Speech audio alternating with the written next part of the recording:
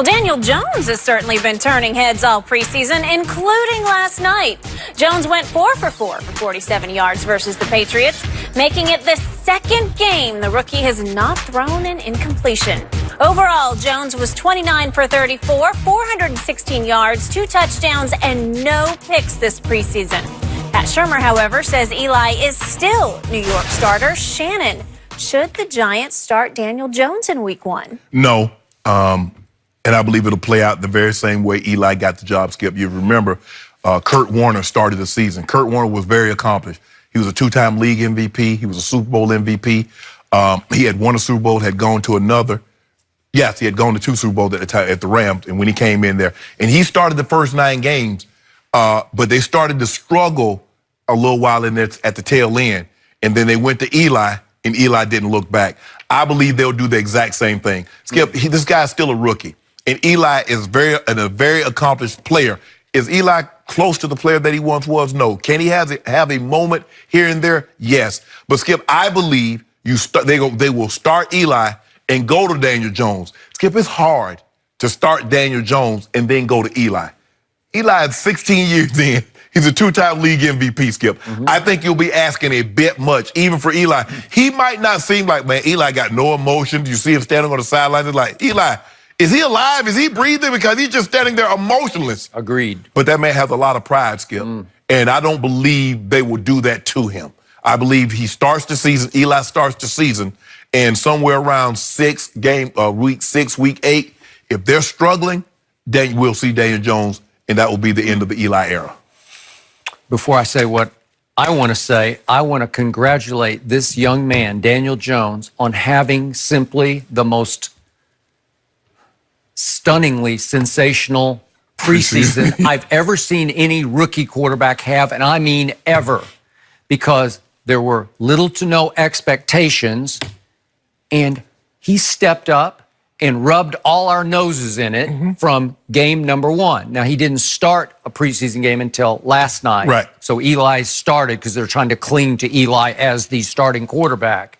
But you want to talk about shockingly sensational? You want to talk about completing 85% of your passes? 85%? That's outrageously great. And he threw the ball down the field a lot too, Skip. And guess what? In 4 preseason games, he threw 0 interceptions. That's the biggest stat, is that big old 0 at the end, because that's highly impressive. That's very non-Eli-like. You got that right. A guy who's led the league in interceptions 3 times, right?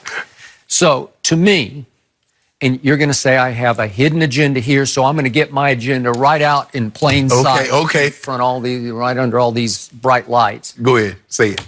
I don't care who starts game 1 versus my Cowboys, but if I'm the Giants, Daniel Jones should start against Jerry Jones at Jerry World next Sunday. You want a rookie against your defense, Week from Sunday. Yeah. You want a rookie against your defense. That's what you want. He earned the right to start. He shockingly, dramatically outplayed Eli Manning through the preseason. He had 4 times to fall on his face, and 4 times he rose and he shone. And I just saw a better quarterback right now with a bigger arm and more athletic ability than Eli has at his advanced, what is he, 37 years of age? He looks like he's 47 to me. He hit the quarterback wall. And the Giants fans know it, and the ones I know, they just dread the thought of Eli playing any games this year, especially game 1. The fans know it, but does the Maras, does Dave Gettleman, do they know it? Okay, so most people would say the old bromide was, back in my early days covering your sport, was you can't throw a rookie into the fire. It will stunt his growth. No, it speeds his growth. If you're that guy, and I'm not sold that he's that guy, but he played up to a level just dramatically exceeding expectations that showed me I don't think the fire would be too hot for him. I don't think the lights would be too bright for Daniel Jones. If he had the Cowboys or the Eagles offensive line and he was playing like this, I would say, Skip, you're absolutely right. But because the Giants the Giants offensive line isn't very good, Skip, you can ruin him. I don't see it, because I watched Troy Aikman have a really hard time in his rookie year, and he splits starts with Steve Walsh. And I watched Peyton Manning start every game as a rookie, and it was not a pretty sight. Did they kind of come out? Yeah, they were fine. They actually They learned from it. They actually matured from the adversity. It helped them. It sped their growth. Well, Skip, I like it. Peyton Manning played 4 years of college, and Troy stayed as long as he could until his eligibility was up. Daniel Jones came out early. Daniel Jones hadn't played a whole lot of football, Skip. And like you said, you never really know the psyche or the mindset of a guy. But for me, looking at the Giants' offensive line and where they are, I think it's better if Eli starts because you can always go to Daniel Jones. I don't know, Skip. You start Daniel Jones if you can go get Eli. Well, if you start Daniel Jones, you just stay with him. He just has to play through the adversity and maybe the pain. You don't want him to get hurt. Is he going to get a little beat up? Yeah. Maybe a little bit, but it's okay. It's what life is going to be like from this point on. But they're going to have to get some offensive line to protect him, even if he doesn't start this year or only starts a certain number of games. Skip, they got to protect him because you see what the Texans are going through. Well, Andrew Luck retired because his offensive line got him beat because they didn't surround him. And you see what happened in Houston, Skip. They let a situation where Dwayne Brown was very outspoken of his owner. Yep. And O'Brien shipped him to Seattle. Yep. He cut his nose off to spite his face. And now what are they looking for? The guy that got sacked more than Dak Prescott, the only quarterback, was Deshaun Watson. Now they're offering Jadeveon Clowney and a first-round pick to anybody that'll give him a left tackle because it's beating the hell out of their quarterback. And they already had one quarterback in their own division retire because of bumps and bruises. By the way, to your point, Deshaun Watson played all of 15 preseason snaps, which has got to be the lowest of any starting quarterback.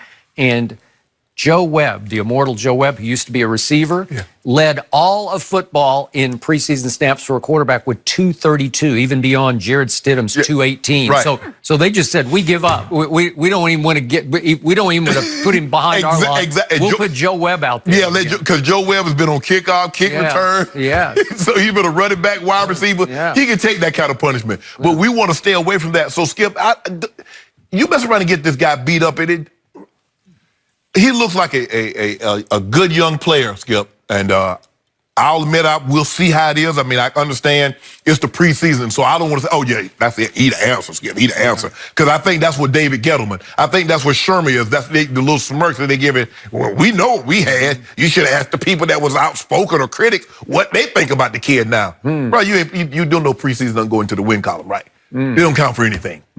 But that offensive line, Skip, you see Saquon? Saquon got to dance and, high step and jump over the moon just to get back to the line of scrimmage on some plays. Well, at least he's got Saquon, right? Yeah. Oh, Saquon gonna do that thing this year, too. Golden Tate had a couple big catches last night, but Golden Tate's going to be gone. Yeah. Okay.